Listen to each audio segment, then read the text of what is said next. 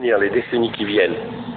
Il y a un petit continent qui est au sud de l'Europe, où on voit surtout les gens arriver des côtes libyennes sur des bateaux. Et il faut faire un petit effort pour se rappeler que c'est le seul continent sur lequel la France a un excédent commercial, ça s'appelle l'Afrique. Et l'Europe, la France, ils ont un atout assez important pour grâce à l'Afrique. C'est que l'Afrique parle en français ou en anglais, peu en portugais, peu en espagnol. L'Afrique pense en français et en anglais. L'Afrique achète des marques françaises, des marques européennes, parce que c'est complètement naturel. Mais il y a quelque chose de beaucoup, beaucoup plus important, c'est que l'Afrique, elle appartient à l'Europe. Alors, monsieur le Premier ministre, souvent vous dites, attention, la Chine est en train d'acheter l'Afrique. Tout est en train de. Aujourd'hui, vous prenez le stock de capital investi en Afrique. Numéro 1, la Grande-Bretagne. Numéro 2, la France. Numéro 3, les États-Unis. Numéro 4, l'Espagne. Numéro 5, le Portugal.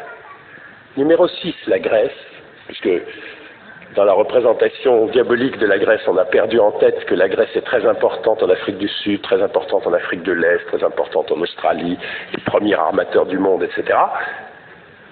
Et ensuite vient la Chine, en stock de capital. C'est-à-dire qui possède les mines, qui possède le pétrole, qui possède les produits agricoles, qui possède l'immobilier, l'Europe.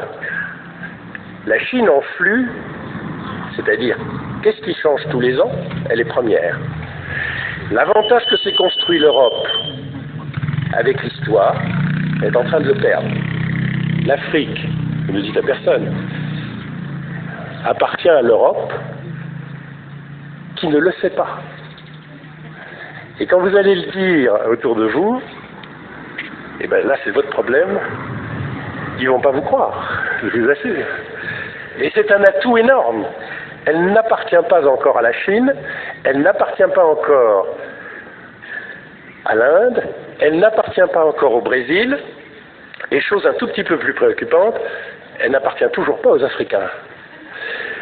Mais les Français ont un don comme personne, et le président de la République en particulier. D'ailleurs, objectivement, tous les présidents de la République française, qui est de donner à penser aux Africains, et à mon avis, il faut continuer, que la France, quand elle ne défend pas ses intérêts de nation seulement, est toujours le porte-parole et le défenseur de l'Afrique. Et d'ailleurs, ça va se refaire au G8 dans quelques jours, et au G20. Jouez de ça, simplement parce qu'ils sont 2 milliards, et parce qu'aujourd'hui déjà, il y a beaucoup plus d'Africains qui parlent français que de Français. Et je fais l'hypothèse que 100% des Français parlent français. Ne nous y trompons pas.